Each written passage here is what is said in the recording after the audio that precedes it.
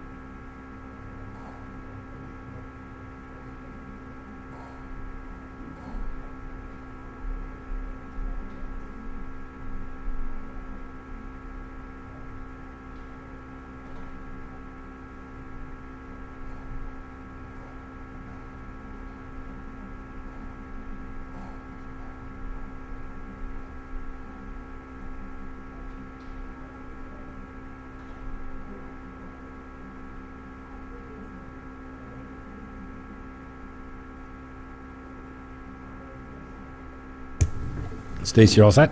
Okay, all righty, council. I'll call us to order. It's 7 p.m. and we do have a bright sunny day out there, and we have some folks in the audience as well, so that's a good thing.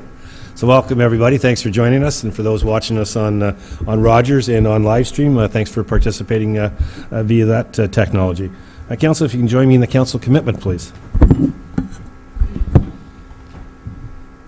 We are grateful for the many gifts which have been bestowed on Penetanguishene and its citizens, including the gifts of freedom, opportunity, and peace that we enjoy. May we be worthy custodians of all that has been entrusted to us. We ask that all in attendance and those who could not be here to assist us in promoting good government. May our decisions as members of council be enlightened, and may we all be strengthened in our awareness of our duties and responsibilities. May we be granted the wisdom, knowledge, will, and understanding to preserve the good fortune of the town for the benefit of all and to make good laws and wise decisions. Thank you all for attending.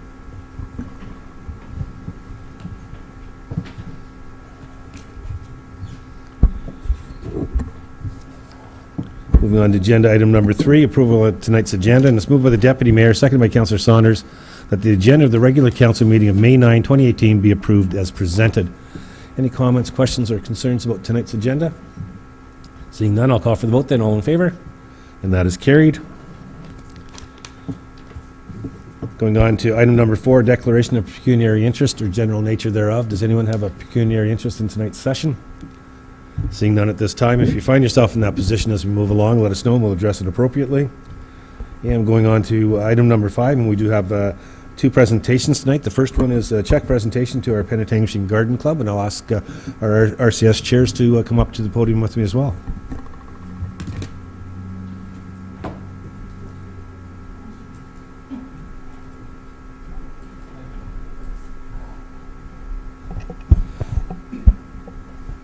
Thank you very much. Wherever you want. Yeah. Geez, I'm usually the thorn, and this time I get to be the rose. That's pretty good, actually. Oh, that's my opinion. We're good. Anyways, certainly it's a pleasure every year to present this check to our Penetanguishene Garden Club. You do a lot of great work for us, a lot of volunteer hours. I know when we plant out here in the spring, and sometimes it's been pretty cold nights when we've been planting out there in some pretty cold ground, and you've done a lot of great work year after year after year, and we truly do appreciate it. And we'd like to present you with the check for $1,000. And maybe I get Stacey or Andrew to maybe take a picture, and we'll, I think we get out front and we'll take the picture of the check, and then actually give you one that can cash.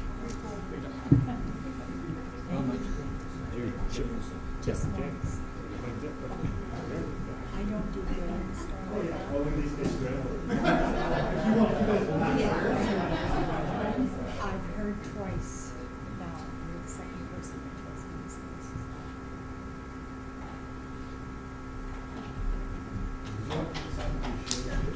I'm asking you to take a screenshot. There's all of you. But I'll turn the floor over to you for a moment to tell our audience and everybody what it is you do and how you go about doing it. Okay, thanks, Jerry. Yes, on behalf of all the Garden Club members, we want to thank you very much for your grant, and it certainly helps us keep going. What we've got coming up is a general meeting May 22nd at the Penetanguishene Arena. We're bringing in a guest speaker from Whitby, and he's going to be talking about gardening vegetables. And then our next big item is the plant sale, and I've left a poster for the front desk there. It's May 26th at the Curling Club, and we run from 8 till noon, and we offer plants for sale and a lot of donations by our members.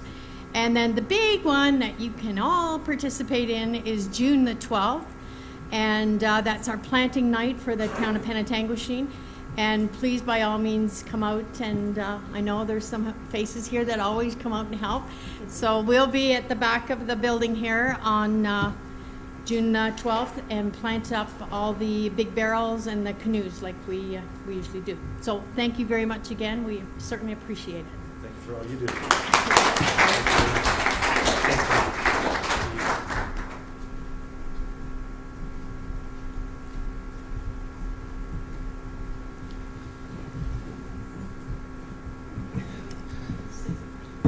And moving on to agenda item number 5B, we have a presentation from our Terry Fox Run Committee, and we got Don and Joe here. So welcome, good evening.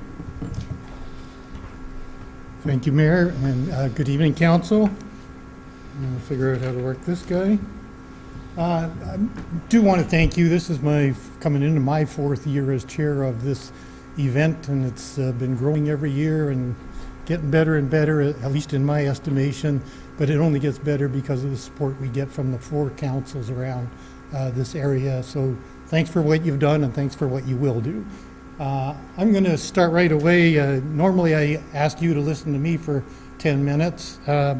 This year, let's start, whoops, wrong button here.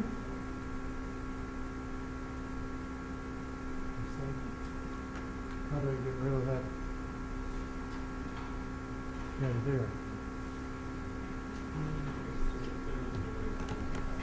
Can you, you're my button guy. No, I noticed. I'll notice too late. That's okay. We're good. Okay, It's all good. thank you. So I'm going to just start with some numbers here. We're not going to grill you on all of these, but you've been listening to, at least to me, for 3 years, so you might have picked up some of the numbers here, and what do they have to do with the Terry Fox Run? So I'm going to start with a real easy one here, 2,5, 10. What the heck's that got to do with Terry Fox?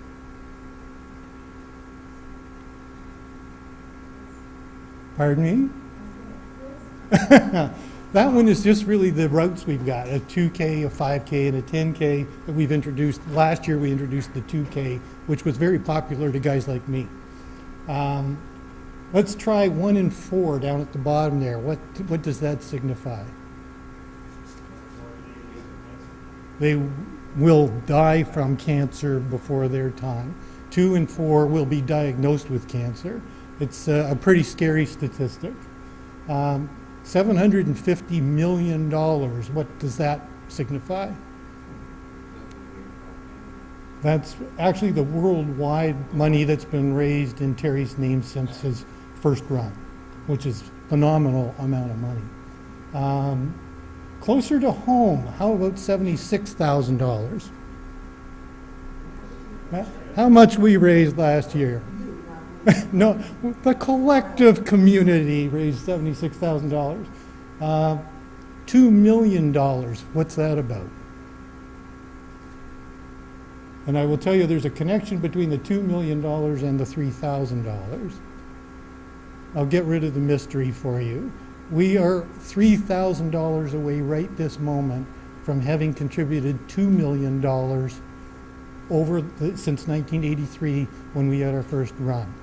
This is an amazing moment for this town, and I think it just demonstrates, when I keep hearing that phrase, the heart of Georgian Bay, I think this is a demonstration, incredible demonstration of us being the heart of Georgian Bay.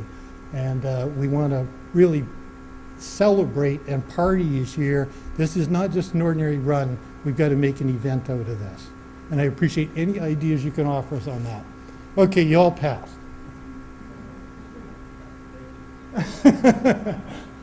This one is just about results. So you can see across the top there, for the last 3 years in a row, we've been making money every year. Anita comes and helps us count it all, and that's wonderful. But we are making more money every year. We also, the line below that shows that we're getting an increasing number of participants every year.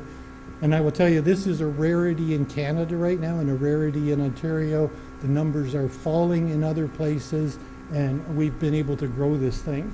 At the bottom of that chart is just a bunch of the things that we've been doing every year to try and make the run better for ourselves, more efficiency within our team, and you part of our team. We actually have 24 people on our team that work on this thing all year round. But we also want to make a better participant experience every year too, so we have to keep changing and changing and changing on our base. We've committed ourselves as a team this year to make $80,000 minimum and to have 1,000 participants. So now we got to figure out how to do that. At least we have the commitment. We are going to build on the base we've had last year. The last 2 years we've centered our run out of Perkinsfield. It has had, especially last year, extremely positive feedback. It's a two-way route up and down Bomb Beach Road. And we've got that great facility in the park there that just, there's nothing more to ask for. So we think we'll follow basically the same route, and the agenda won't stray a whole lot from what we did last year, except I want to have more of this celebration of the $2 million threshold.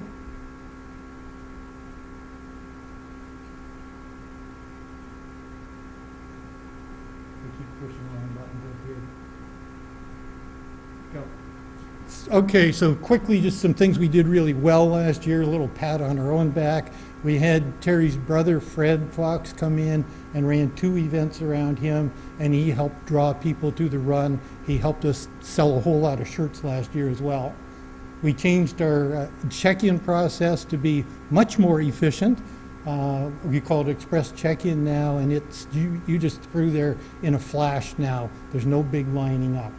And then besides the run point part of this thing, we run a silent auction and we sell shirts, these gorgeous kind of shirts. And last year we doubled sales in both of those, and those 2 items now contribute about $10,000 to our bottom line, in addition to what we get from the running pledges. So that's terrific. Things we'll do this year that we've kind of said for ourselves we're going to do. We're going to add some more live music. We've got the Sistema Children's Orchestra coming. We're going to have food, après-run food, and we think food attracts people, so we'll try that. What we're doing here a little bit is stretching this beyond a run. So it's not just go run for 10 kilometers and go home. It's run, have some food with your neighbors and your friends, and enjoy the time in the park together. Make it more of a party. The kids zone will be bigger and better. We've already got that well underway. Supporters, we have about 100 supporting organizations who give us stuff or services that we use.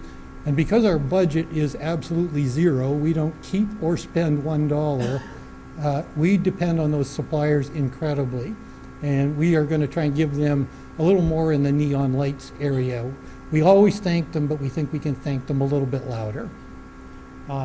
We have an accessible bus that Midland donates every year, but frankly, it's been underutilized, and we're going to fix that this year. And we're going to create a $2 million party. This was just my Buzz Lightyear looking to take us to infinity and beyond. This is, I will welcome, you will welcome, any of us will welcome your ideas in how to make this $2 million deal a very big deal. What are we going to do ourselves to try and increase participation this year? We're linking up with the Heart of Georgian Bay. We're actually starting to call ourselves the Terry Fox Run in the Heart of Georgian Bay versus Midland and area. This lets the 4 municipalities play on a little more even keel. It also gives us the flexibility to move the run if we need to or want to over time. And it's a nice theme to hook on to, and we really do believe we demonstrate the heart of Georgian Bay. There's also the CSC there is the Cancer Support Center.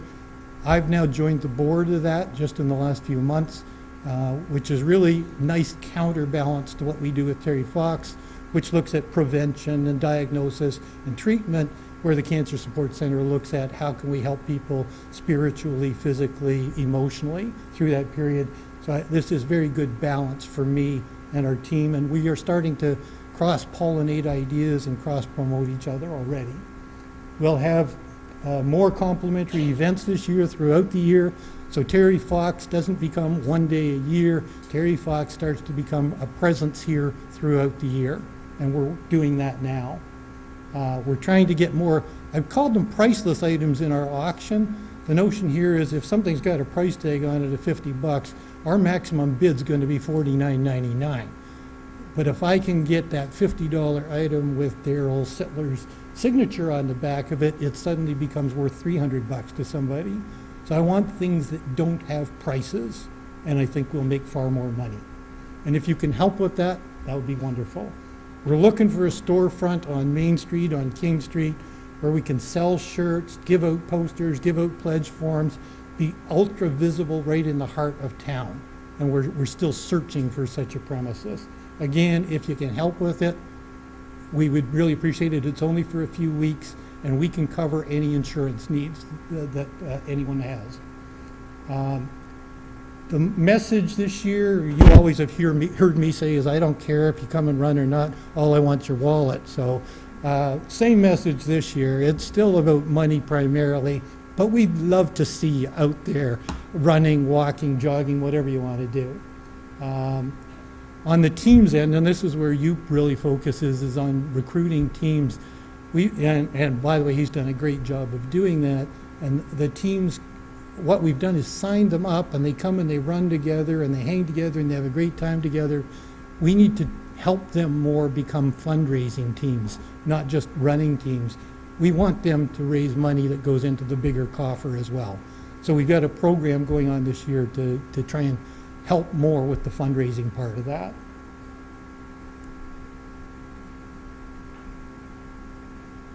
A lot of text on here, but I'm going to shortcut it. I believe there is an indisputable business case. I'm a businessman. I believe there's an indisputable business case to jump on board and help the Terry Fox Foundation. It's touching us all, and I use the word touch in a very, I don't know what to say. Like it's smacked us is what it's done. It's smacking every one of us. It's smacking for sure 1 in 4 of us right in the face, and we must do something about it. The research is paying off. That $750 million is yielding big dividends. I can drown you in statistics, but I'm not going to. Where we have focused the money and the research, there have been gigantic gains. The Terry Fox Foundation itself is very well run. They invest 18% off the top of the money we give them. That pays for salaries of a small headquarters staff and their facilities and all the print materials they make available to us, etc. It's well run and well recognized that way. And on the tail end, if saving lives and all the goodness that goes with that isn't enough to convince you, this is good for business. If you're an ROI bottom line person, research shows that only about 1/3 of the global workforce is actually fully engaged with their work. 2/3 are not.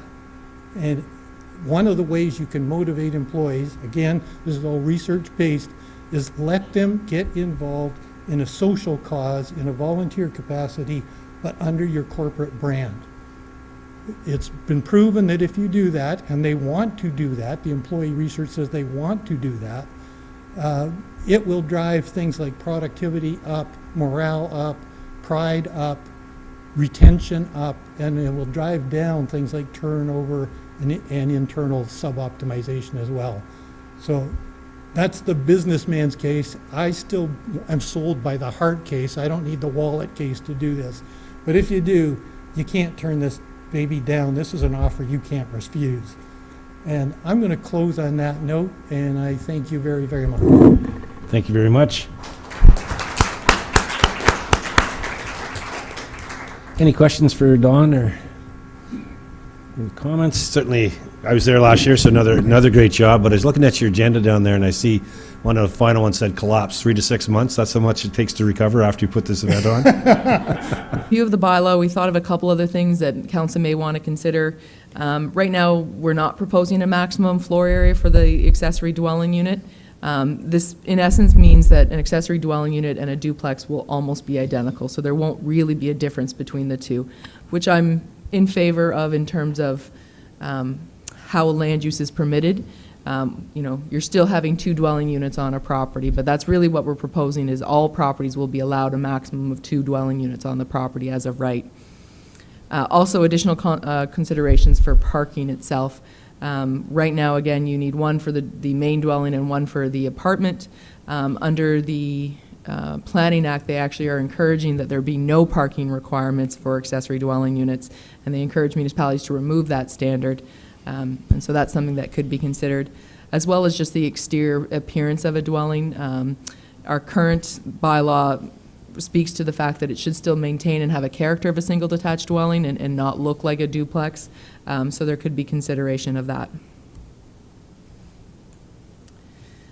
Lastly, I do want to note that in 2014, when the Planning Act was changed, part of that change to the Planning Act said that regulations that enable or implement the second units are not appealable.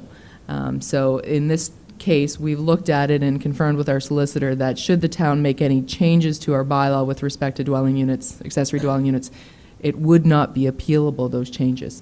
So I wanted to make sure that was clear for council as well. And just follow up with some next steps. So we're proposing to come back to council at a future public meeting, committee of the whole meeting sometime in June, and then talk about what we've heard at the public meeting and get some direction from council. Given the timing, I'm not proposing that we be able to actually take a zoning bylaw amendment through until the fall of this year. Thank you very much for introducing the application. Does any member of the audience wish to speak for or against this proposed zoning amendment? Seeing none, does any member of council have any questions to clarify from our planner? No, I think you're good, Andrea. Okay, so then I'll, where am I here? I do have a script. Turn the page, I'll be all set. With no further comments, Anna, thank everyone for attending and your participation. Council will consider the application and the results of the public meeting at a future meeting, but I actually think that's later on this evening. Is it not on both? Are they coming up for staff direction on both later on? Thank you very much. Okay. Moving on to agenda item number 7, and it's moved by the Deputy Mayor, moved by Councillor Saunders, seconded by the Deputy Mayor, that the following council minutes be confirmed as adopted and circulated. Special council meeting 25th of April, 2018, council meeting April 25th, 2018, and committee of the whole April 25th, 2018. Any member of council have any comments, noted any errors or omissions on those minutes? Seeing none, I'll call for vote then. All in favor? Those are carried.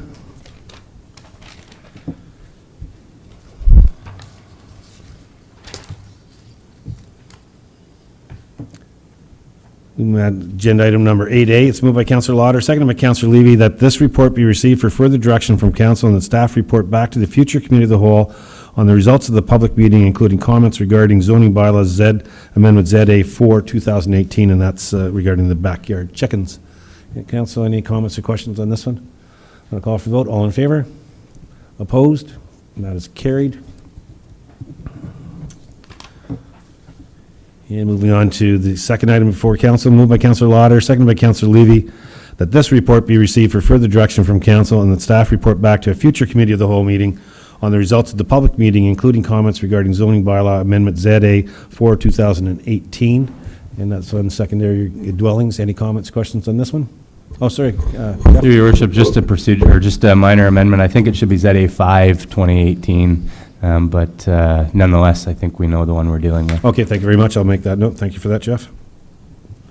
Okay, with that slight amendment, any comments, questions? Seeing none, I'll call for the vote. All in favor? Opposed? And that is carried. Agenda item number 9, reports from the previous committee of the whole. The first one in front of us. Moved by Councilor LaRue, seconded by Councilor Mayotte, that the recommendations contained within Committee of the Whole report related to the Recreation and Community Service section be approved. Does anyone wish to pull any of these items for further debate or conversation? Seeing none, I'll call for the vote. All in favor? And that is carried. Moving on to 9A, moved by Councilor Levy, seconded by Councilor Lauder, that the recommendations contained within Committee of the Whole report related to the Planning and Development Services section be approved. Anyone wish to pull any of these items? Councilor LaRose, please. Thank you, Your Worship. 7B3, please. Thank you. Anyone wish to pull any of the other items? Seeing none, I'll call for the vote. All in favor? And the balance is carried. And Councilor LaRose on 7B3, please. Thank you, Your Worship. A couple of weeks ago, Council talked about making a fund of $300,000 to go to the OMB. And the argument of the time was that you wouldn't want to saddle the next council with that. I'd like to ask for that to have an amendment that we not pass that. I still strongly believe that we don't need to raise that kind of money. I don't think we need to change our rates in the middle of the season. I don't think that would be very fair to the public. We've already published what we're going to be charging people this year. To come through halfway through the year and all of a sudden have a huge increase of 3.4%, I think would be unfair. We don't know where this is going. We don't know that the developer will follow through. We don't know if this is a bluff by them. So in the amendment, I'd say that we will find the funds, which is going to be needed for staff to get our act together, to make sure that we have what we need in like an environmental lawyer and stuff like that. But to fund that whole $300,000 when we don't know, as I said, it could be a bluff, it could be anything. So I think that we would still do better to let staff have a go at it, see how this proceeds. Next year in the budget, when budget time comes around, anybody that's still here or anybody new would be informed by staff to say that this would be coming, and the necessary arrangements to get that money could be done then. Councilor Levy. Thank you very much. I agree with Councillor LaRose completely and would be prepared to second such an amendment.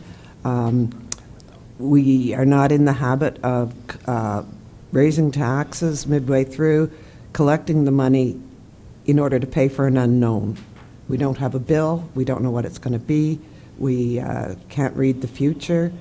And when the mayor made the argument that we can't saddle an incoming council without paying for our decision, I mean, that is completely invalid, since it happens every single week and every single month that we make decisions that future councils have to fund. So I would fully support Councillor LaRose. Thank you. So I'll look to our clerk. So Stacy, so it's not really an amendment, it's a motion in direct conflict with the one on the floor. So how do you, I'm okay with having this conversation, how do you direct council to properly move this conversation downfield? Thank you, Your Worship. I did pull forward the motion that was passed at the Committee of the Whole meeting, and the motion was based on an amendment that was made. So I do have what final motion was passed.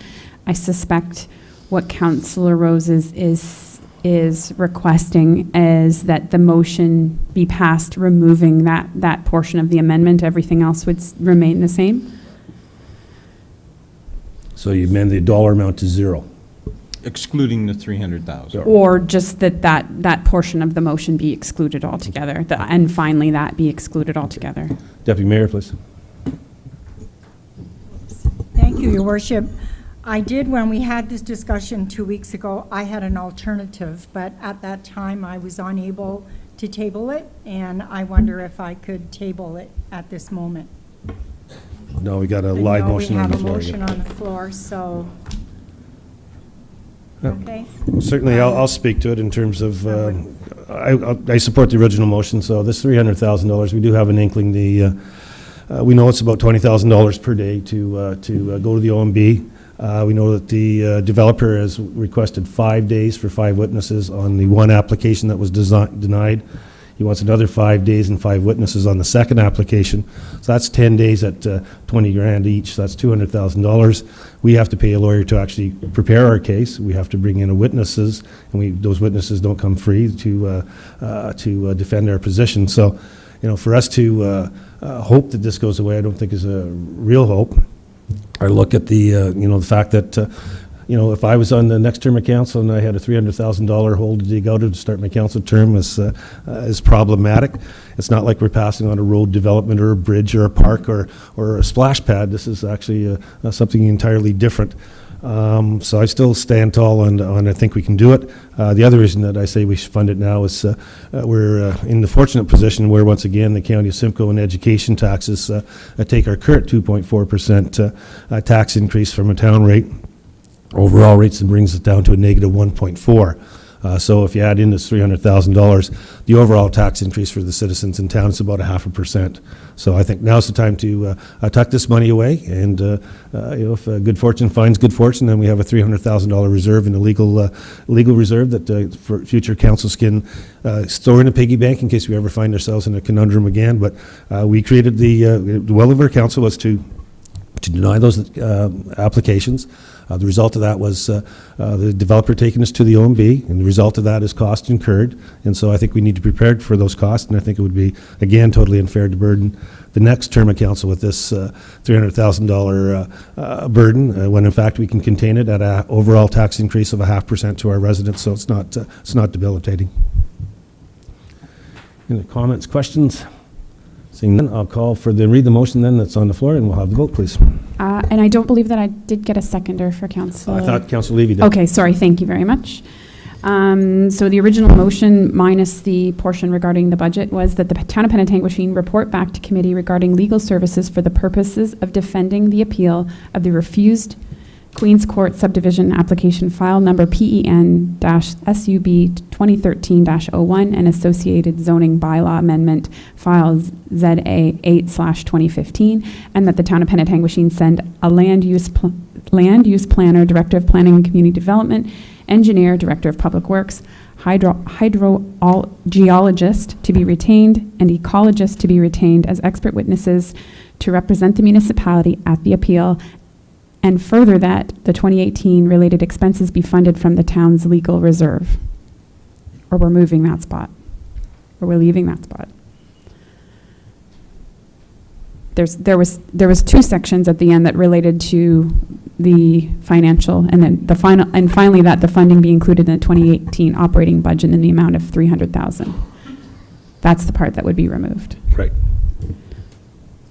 So it would end with, and further that the 2018 related expenses be funded from the town's legal reserve. Correct. Correct? Right. And so before I call for the vote, what is the status of the current legal reserve, just so council is aware of what we're talking about? I think that question came up about 2 weeks ago. Mm-hmm. Off the top of my head, it's $25,000 or $35,000. Thank you. Any other comments, questions? Seeing none, I'll call for vote. Then all in favor? Opposed? And that is carried. Move on to agenda item number 9A.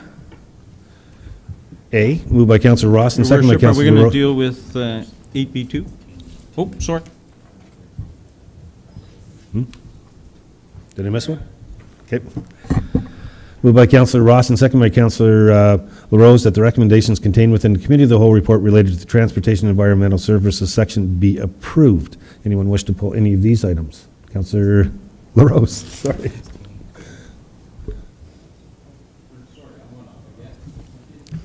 I'm guessing it's coming up in the next one. all in favor of this? So I assume this will be the one where we correct the finance and corporate services. So Stacey, we're going to pull the same one, $300,000 one from FCS.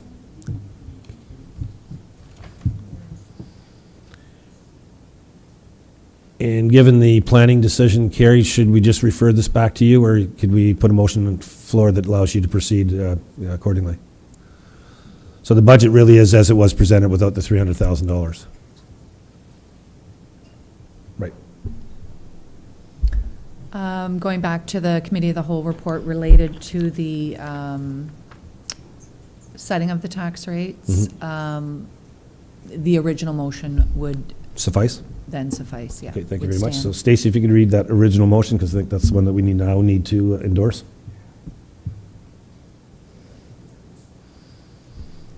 Thank you, Your Worship. I don't have it in front of me, but I'm going to guess that it said that the 2018 tax rates be adopted as presented.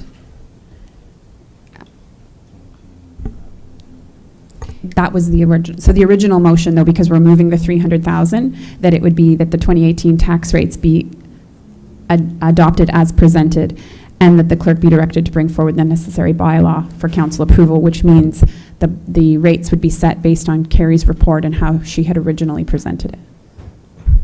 So I would like to move that, Your Worship. Yep, seconder for that, please. Councillor Mayott. Comments, questions? Seeing none? All in favor? Oops, sorry. Your Deputy Worship, Worst, or that Deputy Mayor? is, just for clarification, it is without the 300,000, correct? Correct. That's, okay. Reset the Yep. clock. Right, all in favor of that motion? And that is carried. Moving on to item number 10, presentations and considerations of special reports. Did I skip one, Mike? Yeah, of which we have none. Sorry, this just jumped 2 pages on here. That's all that's going on. So presentation, consideration of report, special committees, we have none. Notices of motion, which have previously been given, we have none. Notices of motion, does any member of council have a notice of motion tonight? Seeing none. Stacy, I see you squirming. Just as a pre-warning that the two bylaws will be pulled as they are related to the two motions that were Correct, yes, passed we'll have this to evening. adjust both. Yep, thank you for that. Okay, we'll go on to consideration of bylaws, and so the two we need to pull are, there's only two on here? Yes, so we'll pull both. So you just want to reset those, Stacy, or how do you want to handle those? They just won't be moved and seconded, and they will appear on the next agenda. Okay. So we just refer this to the next council? Okay, that's fine, we can do that. Question period from the media and public. Seeing none, announcements and inquiries? Any announcements, inquiry? Councillor Rawson, please. Thanks, Your Worship. Last council day, I asked the CEO about traffic down at Wolf and Burke Street. I know the speed indicator was moved. I think there was going to be a follow-up with the police OPP. I'm just wondering if there's been any follow-up on that. I know there's been some work, but I'm still getting some feedback about speeding, especially in the traffic area after school and the like. I know it's a hard thing to accomplish, but just wondering what we're doing. If let everyone know that's still an issue. Thank you very much. CEO, do you want to speak to that, or Brian? Your Worship, I'll kick it off, and Brian can fill in any gaps. The speed monitoring sign was moved to the location in question. Brian can speak specifically to where it was moved. In addition, we did log an incident or an instance with the OPP, as they've directed us to do when we do have issues like this. I know that Brian had a conversation with the contractor so that they can advise their staff and their subcontractors and make them aware of the speeding issue.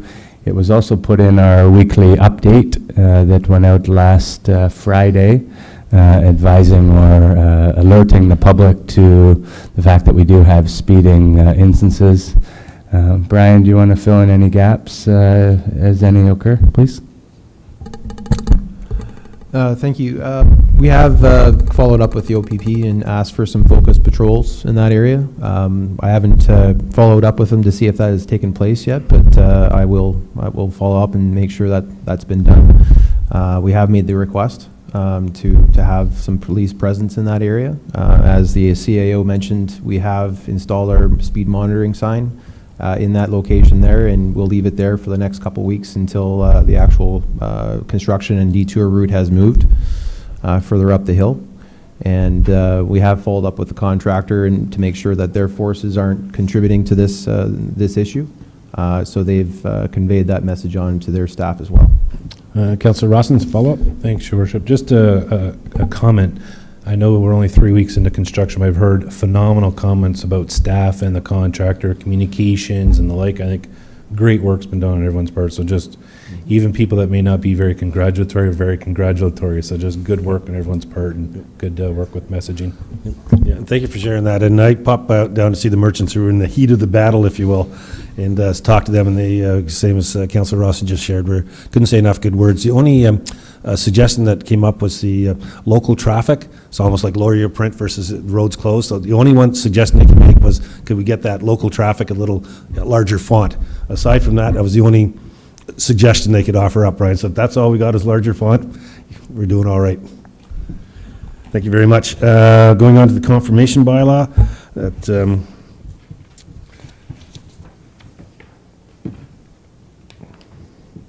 all right, because 13 we pulled off. Okay. Yeah, so item number 16, moved by the Deputy Mayor, seconded by Councillor Saunders, that the confirmation bylaw 2018-37 be signed and sealed by the Mayor and Clerk. All in favor of that? That is carried.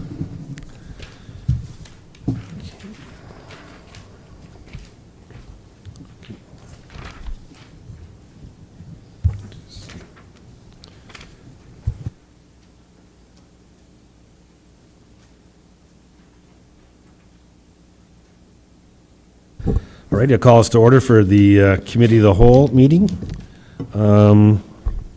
First item in front of us, get on the agenda is mover and seconder that... Sorry, Your Worship. Sorry? Just I know you got distracted there. We just didn't actually adjourn the council meeting.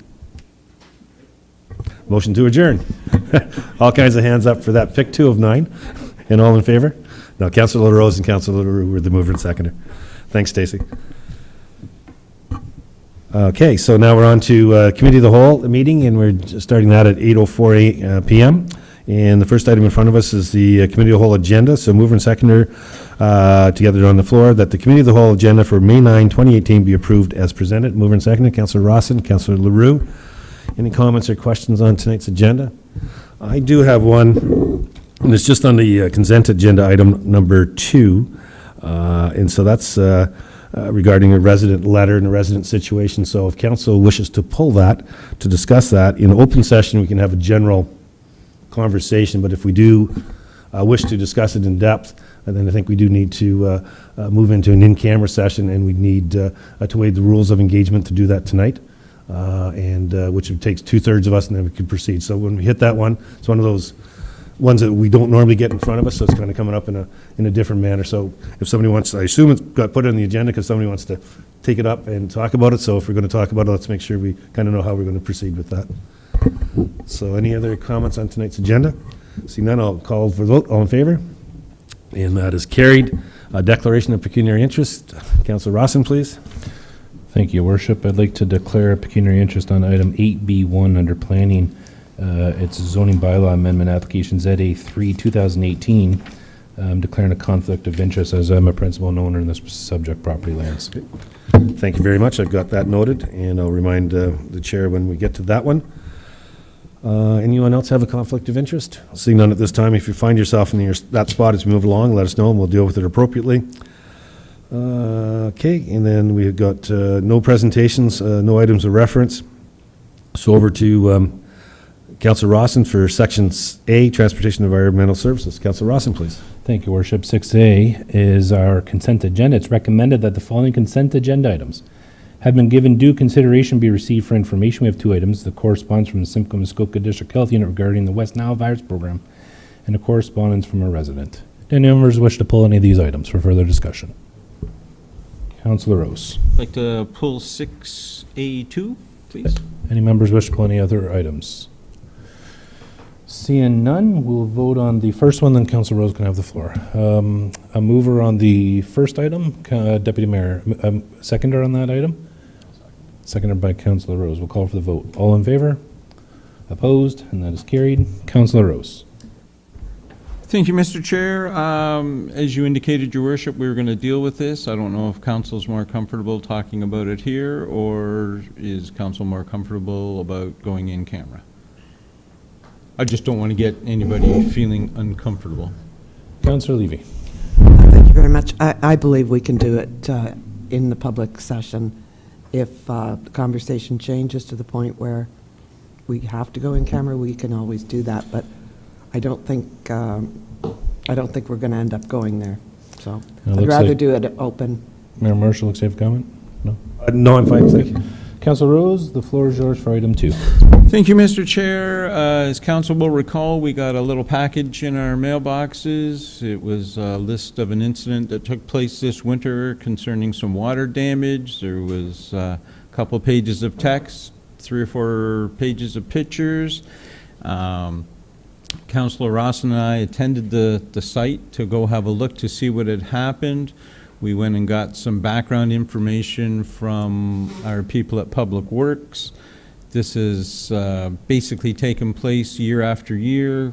Our guys have been able to look after it. This year it happened to be a mistake, and it was my view that it would be better for the town, saving us some money, if we were just to reimburse this resident for their out-of-pocket expenses rather than go through the hassle and insurance and grief that it entails with all of that. Councillor Rose, are you moving a motion or are you just accepting this correspondence?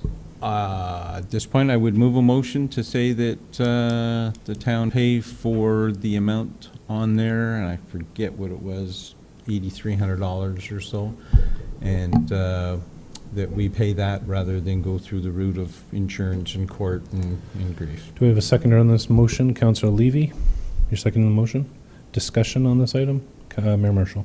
Thank you. CEO, so I'm looking to, this came up because normally, so we get probably 30, 40 of these type of incidents per year. We have an insurance adjuster that we pay to represent the town in these issues and deal with it. So I'm not 100% certain this is a governance issue at this point, but it's on its floor and we got a motion. So can you give us, by way of background, the adjuster's not here to articulate his findings and why, or their findings, I shouldn't say his, their findings and why they arrived at the conclusion that they did. Jeff? Thank you, Mr. Chair. Certainly, this particular incident, I think, has a great amount of background to it, of which my recommendation from an administrative perspective is that council does hear from staff and that staff has an opportunity to pull together all the information so that council can fully be informed when they're making a decision. Certainly, with respect to some of the comments that were made by Councillor LaRose, from staff's perspective, and as your CAO, I don't believe that staff made a mistake. I don't believe that to be the case with respect to this incident. The other comment I would make is I don't think there's any guarantee that going this route that there would be savings of money. I guess ultimately what we've been told and what we're hearing from our insurer, who hired an adjuster who is a professional with respect to these type of incidents, that it's a very slippery slope, and that the insurer definitely recommends against counteracting with any decisions that they make. Ultimately, my advice as your CAO to council is that staff return with a report with all the information so that council can make an informed decision. Inclusive of that would be information or details, specifics from the adjuster that the insurance company has hired, and council would have an opportunity to entertain that. These are certainly instances like that or like this are items of nature that your administration handles on a regular basis throughout the year, be it slip, trips and falls, water damage, pothole issues, the like. And certainly, there's a number of factors that our adjuster has identified for us that supported his recommendation to the insurer with respect to denying this claim. So those are some comments from myself. Thanks, Jeff. Any other members have any further comments or questions on this item? Councillor LaRue. Thank you, Mr. Chair. Actually, a question through to our director. I understand from what I've heard and seen that the ditch on the south side of the road overflowed over the road and down onto the proponent's property. Why did that ditch overflow? Brian? Thank you, Mr. Chair. Through to Councillor LaRue. The ditch in question on the day of the event was full of snow from obviously the snow being plowed on Gordon Drive. I also understand from talking with staff that ditch also gets inundated with leaves as well. So it is a recurring location that we do need to keep an eye on for these reasons, for flooding reasons, and that's primarily the reason why it flooded. Thanks, Brian. Councillor Leroux, follow up. Yeah, thank you. Further to that then, Brian, is there an underground flow permitting water to go from underground as opposed to over the top?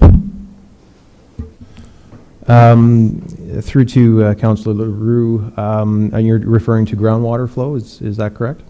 No, the flows from the ditch itself. When the ditch got full of water or rain and you say that was loaded with snow and leaves, are there no culverts or drains underneath to bring it towards the lake or somewhere else as opposed to going over top of the road? Yes, there is. The primary reason that it does have blockage issues is because of when we do have periods of melt, the snow turns to ice, clogs the culvert that does feed another drain that heads to the bay. It also gets clogged with leaves as well in the fall. And that's primarily the reason why the culvert was blocked. And so is that not part of maintenance? It is, yeah. As soon as we become aware of it, we do go out and maintain that as best we can. Thanks, Brian. Any further members have any questions on this item? Mayor Marshall. So I appreciate the conversation, and so I listened to Councillor LaRose and our CRO and the interchange here that just occurred with Councillor Leroux and Brian. But our adjuster came up with a different determination. So I, for one, would like to understand. I'm not against the motion here, and not against having this discussion, but I'm uncomfortable with making a decision here in the absence of input of the people we actually hired to investigate for us and understand that, and maybe had more in-depth questions so that Councillor Leroux could fire at him or her as to why their findings were what their findings were. So I'm just uncomfortable making a decision personally on moving forward with this in the absence of being educated by the people that we actually employ to do this for us. Thanks. Any other member? Councillor Lauder. Thank you, Mr. Chair. I'm in the same boat. Just conversation here at the round table is just not enough information for me. I'd like to see more reports. I'd like to see a little bit more information so that I can fully understand the situation and to make some sort of judgment at that point. So I'm going to vote against the current motion, but I would like more conversation and more reports coming from staff, and then we can hopefully get a more in-depth look at the situation. Councillor LaRose, follow up. Thank you, Mr. Chair. Just to let everybody know, this is a general occurrence that happens with this ditch regularly.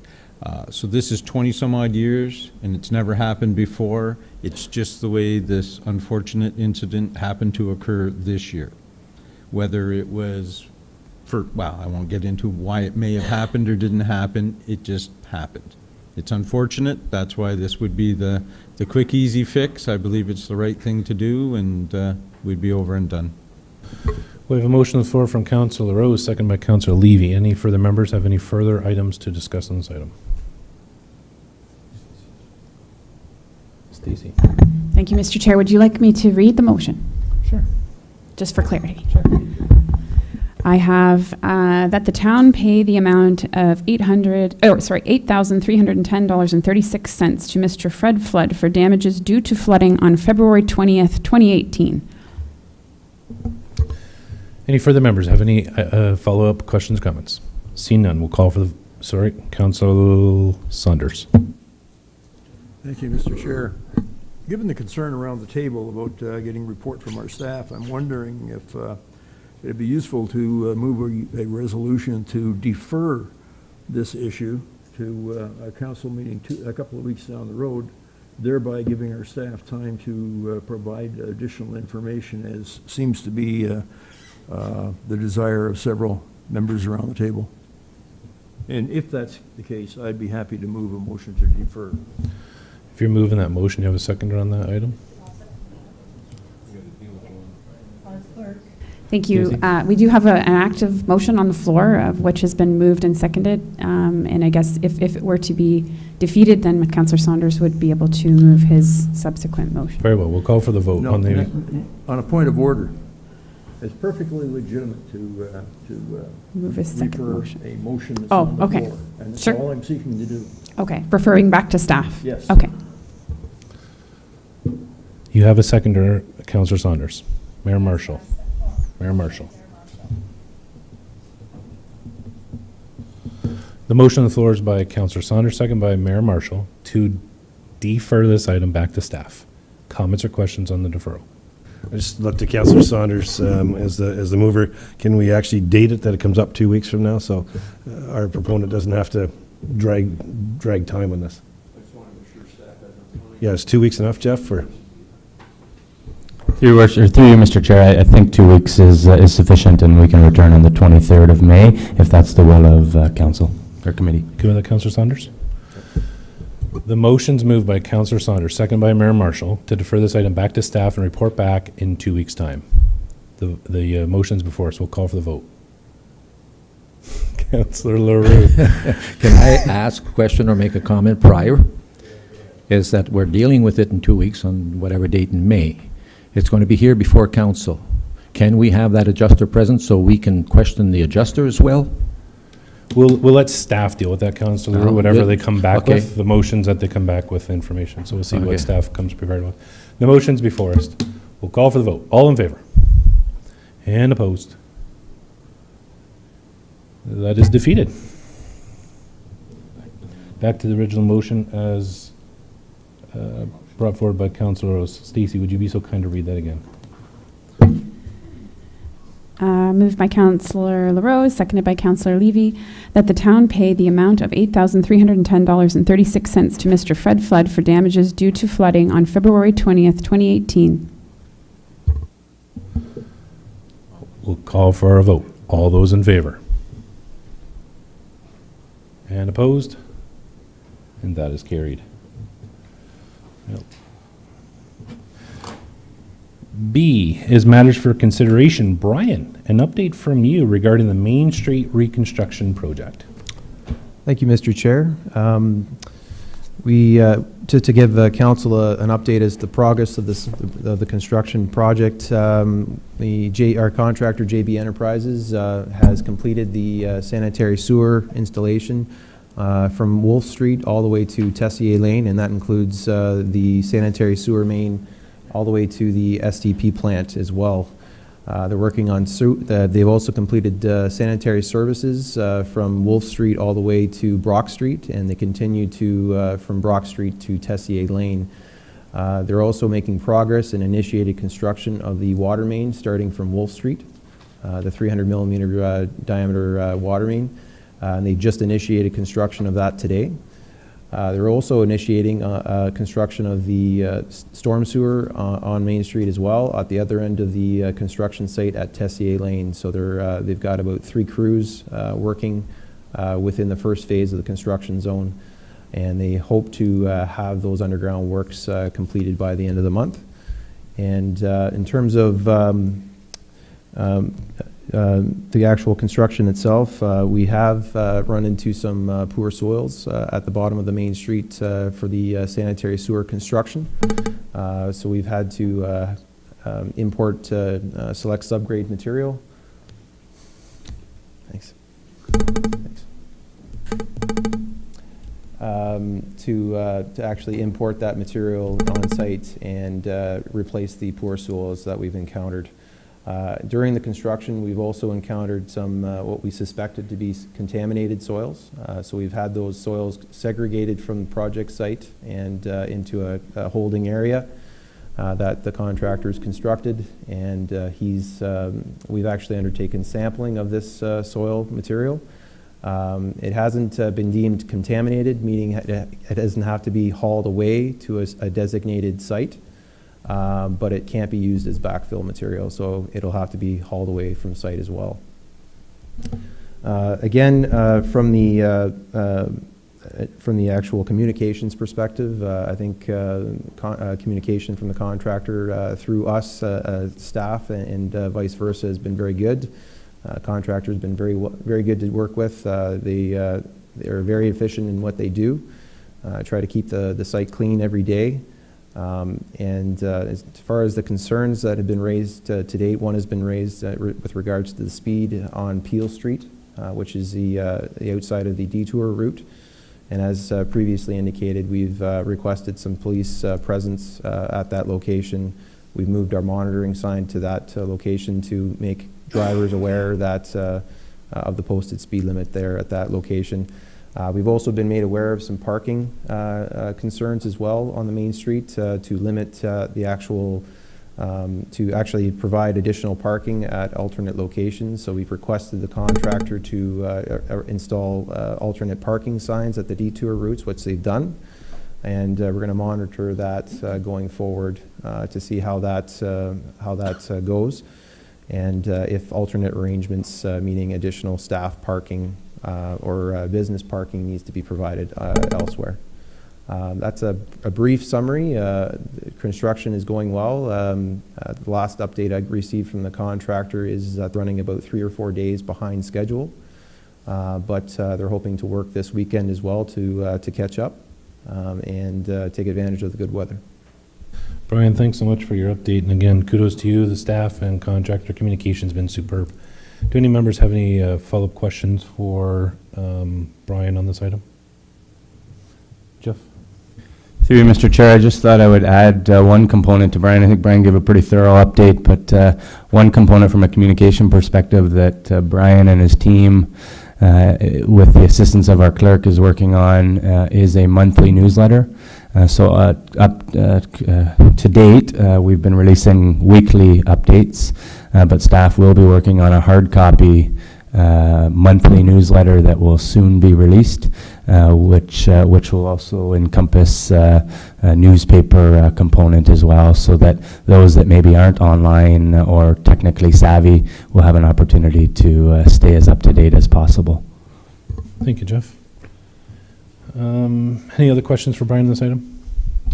Very good. We're moving on to referrals. Before we read the motion, do any members have any items to add, edit, delete from our referrals? Seeing none. It's C1, that the Transportation Environmental Service section endorse the following additional and existing referrals to upcoming agendas and staff. A mover, Councillor Rose, a seconder, Councillor Roux. Call for the vote. All in favor? Opposed? That is carried. And question period from the media and public. Seeing none, back to you, Your Worship. Thank you very much. I'll go to Recreation and Community Services, which is Section 7, or Item 7, Section B, and Councillor Leroux will have the chair. Thank you, Your Worship. Under the consent agenda, the recommended action is that the following consent agenda items, having been given due consideration, be received for information.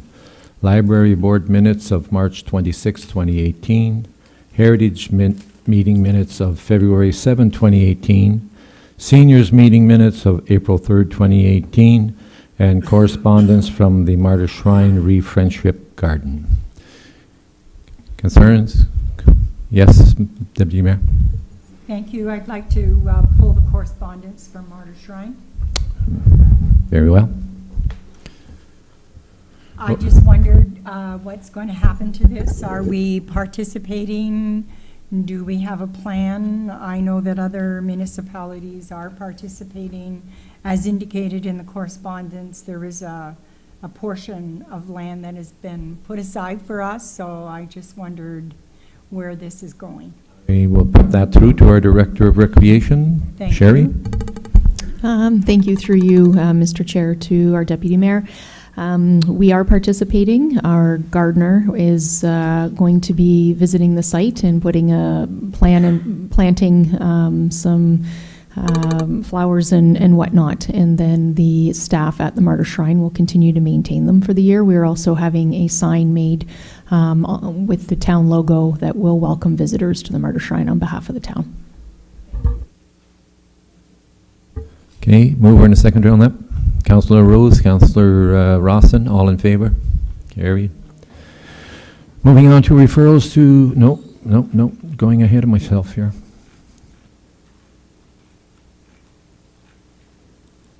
Matters for consideration, tourism advertising. Recommended action that the information garnered through a Town of Penetanguishene tourism exercise with town partners and facilitated by the Ministry of Tourism, Culture and Sport be included in the town's overall strategic planning process slated for 2019. And I would ask our director to give us an update and report on this. Thank you, Mr. Chair. So this report is being brought to Committee of the Whole today in follow-up to a referral item, and that was to explore print and online advertising opportunities or options for the municipality to advertise the town to tourism beyond the North Simcoe borders. The opportunities to advertise are essentially endless. So we reached out to the experts, local experts in the field, the Heart of Georgian Bay, the county tourism department, as well as folks at Turonia Historical Parks. And the resounding theme was that the town needs some sort of strategy to focus any advertising dollars that we would look to invest.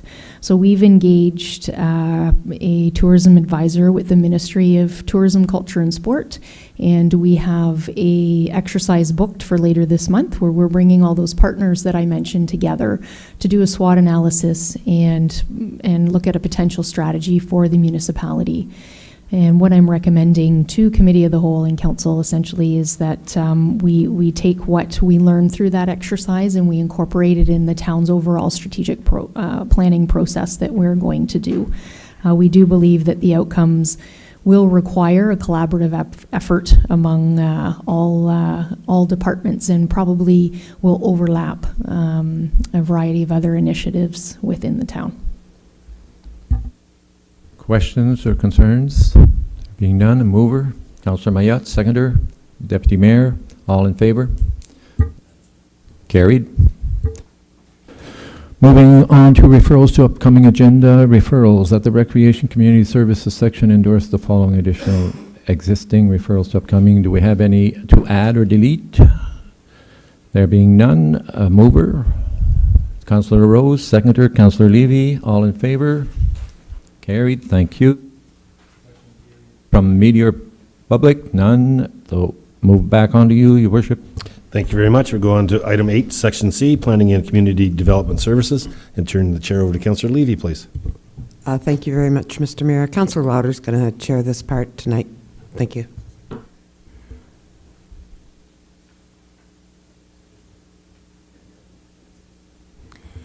Thank you, Your Worship. Section 8C, Planning and Community Development Services. A, consent agenda. Recommended action that the following consent agenda items, having been given due consideration, be received for information. Number 1, the correspondence. Re, impacts to Regional Natural Heritage System by proposed County of Simcoe Environmental Resource Recovery Center, ERRC. Would anyone like to pull this item? Looking for a mover? Deputy Mayor Dubois, and second by Councillor Levy. All in favor? Thank you. Carried. Councillor Lauder, when you go to this one, Councillor Rawson has declared a pecuniary interest on. Thank you. Noted. Matters for consideration. Item number 1, zoning bylaw amendment, application ZA 3/218, 2018. -173 and 177 Robert Street East. Staff report PD 1829. Results of a public meeting. Recommended action that the zoning bylaw amendment application ZA 3/2018 is approved with modifications as per staff report PD-18-29 for the property at 173 and 177 Robert Street East, to be consolidated into 177 Robert Street East, to rezone the property from Industrial Services Zone M1 to Industrial Services Exception 3 Zone M1-3, and that the Council of the Town of Penetanguishene deem the application to be consistent with and conforming to provincial policies, the County of Simcoe official plan, and the town's official plan. Do I have a mover? Councillor LaRose, and second by Councillor Mayotte. Recognizing that Councillor Rawson has declared pecuniary interest. Any discussions? Calling for the vote. All in favor? Opposed? Carried. Let the record show that Councillor Rawson did not vote and did not discuss as part of this item. Thank you. Referrals to upcoming agenda and staff. Before we proceed, is anyone, oh, we have a clean slate. Thank you very much, Director. Does anyone have anything to add? Okay, let's add a few. No. Seeing that, referrals that the Planning and Community Development Services section endorse the following addition and existing referrals to upcoming agendas and staff. Do I have a mover? Is worship? Sorry? Sorry, it should have been clear. There's no need for a motion unless something is added. Oh, thank you. You should have said that about 3 minutes ago. I wouldn't have to read it. Questions from the meeting public? Back to you, Your Worship. Thank you. Move on to item 9, Section D, Finance and Corporate Services, and I'll turn the chair over to the Deputy Mayor, please. Thank you, Your Worship. Our recommended action under consent agenda, correspondence from the Ministry of Citizenship and Immigration, Champion of Diversity Award. Number 2 is the 2017 Draft Debt Continuity Schedule. Number 3, 2017 Draft Development Charges Reserve Fund Continuity Schedule. Does anybody wish to pull any of these items? Seeing none, I need a mover. Councillor Mayotte, seconded by Councillor Rawson. I'll call for the vote. All those in favor? Carried. Matters for consideration. The 2017 Draft Reserves and Reserve Funds Continuity Schedule. The recommended action is that the 2017 Reserves and Reserve Fund Continuity Schedule be approved as presented. Have a mover. Councillor Leroux, seconded by Councillor Rawson. Discussion? Seeing none. All those in favor? Carried. And number 2 is council remuneration for the 2018-2022 term of council. Recommended action that the annual wage paid to the new term of council shall be adjusted effective January 1st, 2019 to achieve the same net pay based on the 2018 wage amounts as a result of the loss of the 1/3 tax-free allowance, cost of living and growth adjustment still to be applied to establish the 2019 wages. The 2018 wages being the following: Mayor, $37,154, Deputy Mayor, $27,274, Council, $21,034. And that staff be directed to repeal bylaw 2014-17 and establish a new bylaw with wording changes to section 5.1 that reflect the removal of the 1/3 tax-free allowance and new wage rates. Do I have a mover? Moved by Councillor Levy, seconded by Councillor Leroux. Discussion on this item. I think it's quite self-explanatory. Mr. Clerk, or Mr. CAO, you wish to speak to this? Through you, Madam Chair, thank you. Just a couple points I might add that maybe aren't encompassed in the report. First piece, which is encompassed, Council will recall that it was asked of staff to look into the 1/3 or explore the 1/3 component given the federal tax changes. Council did give staff direction to add this as part of the compensation review that the consultant is conducting on behalf of staff. So the consultant is finalizing that process, but we did expedite the council remuneration given the timing with respect to the impending election. The other point I'd like to make is the 16 comparators that you're seeing.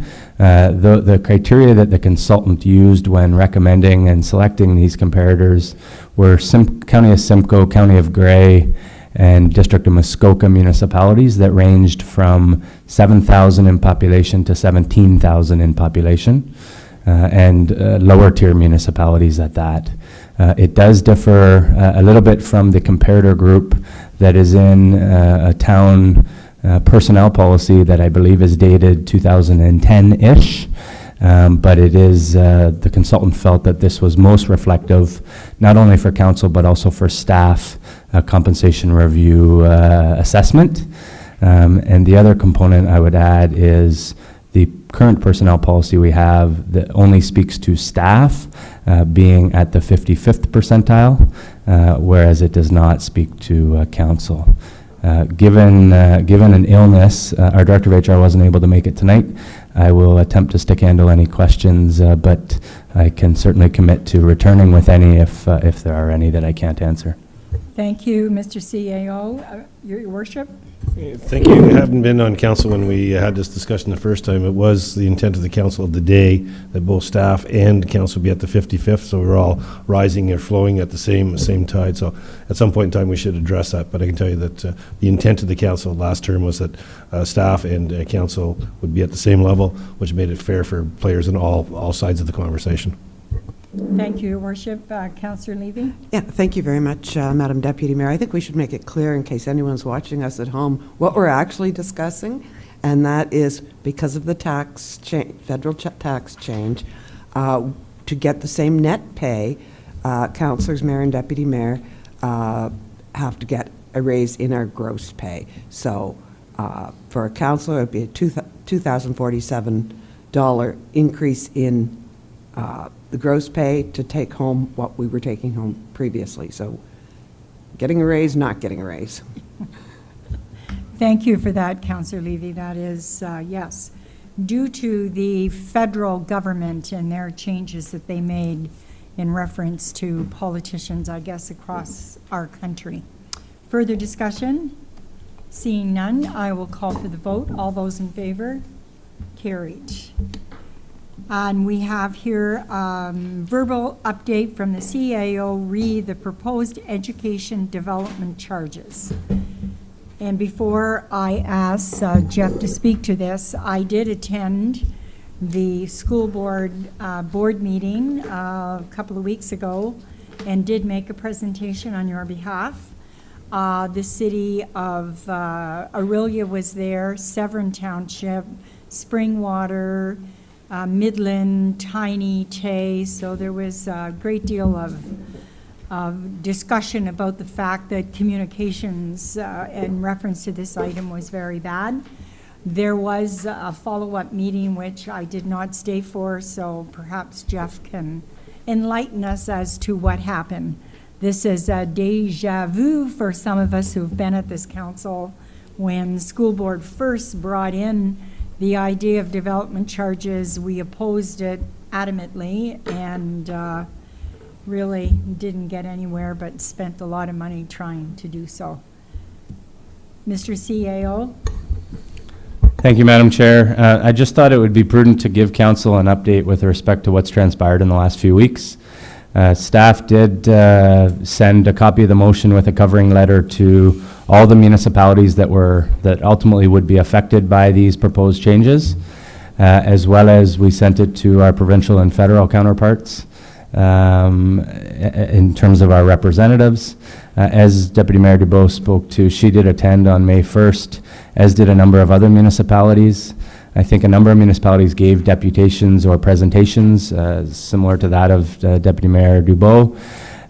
My understanding is the county is going to consider the enactment of the proposed changes on June 5th.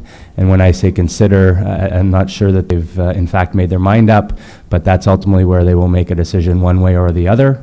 I've heard some rumblings of some things and some that are speculating what may or may not happen, but I suppose we won't know until the 5th of June. There has been some discussion amongst some councils that are affected, and I think there was even an indication on last Tuesday night's meeting that some councils are prepared to go a similar route that Deputy Mayor Dubois spoke to that occurred a number of years ago, and that is collectively getting together as municipalities and potentially entertaining the thought of appealing this if the board does in fact pass these new rates. Aside from that, I will certainly endeavor to keep council or committee up to date as much as I can and as information is received. Thank you. Mr. CIO, I wonder if you would just mention for the public that is watching just the increase in the development charge, what they're proposing? Thank you, Madam Chair. The proposed increases from a residential, and this is simply on the combined education component of the residential development charge, is proposed to go from $1,759 to a total of $5,064, which represents an increase of 188%.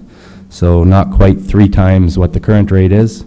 The non-residential per square foot rate is currently at 47 cents a square foot, with it being proposed to go to $1.37 a square foot, again representing an increase of 192%, again a little bit shy of 3 times the current rate. So very substantial, very significant. We've got a significant amount of data in terms of what we've collected here at the town of Penetanguishene with respect to education development charges, and it is astounding. And what we're proposing to collect over the next 3, 4, 5 years under the current model versus the proposed model is quite substantial, and I believe and I suspect that the committee here agrees that it could have significant impacts on the town of Penetanguishene and the development community. Yeah, and I guess one further comment would be that in the 15-year span that they're projecting, only one project will be in the north end of our Simcoe County. So I did mention that evening.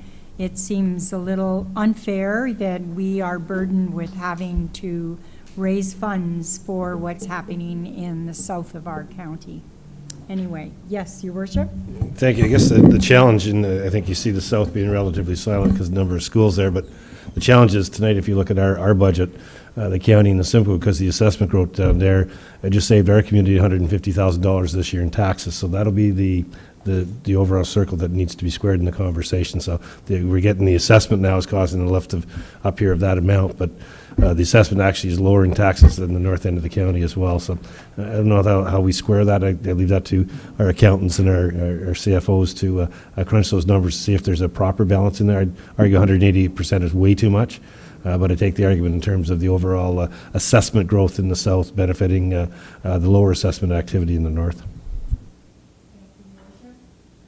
Comments? Seeing none, I'll call for the vote. All those in favor of our verbal report. Referrals to upcoming agendas. That the Finance and Corporate Services section endorse the following addition and existing referrals to upcoming agendas and staff. A mover? Councillor LaRose, second. Councillor Mike Louder, yes. Thank you. If there are no additions or depletions, all those in favor? Carried. Question period from the media and public. None from the media, and public is not here with us, so back to you, Your Worship. And I'll look for a motion to adjourn at 8:46. Councillor Rossin and Councillor Saunders, all in favor? We adjourn. Thanks, everybody. Have a great night.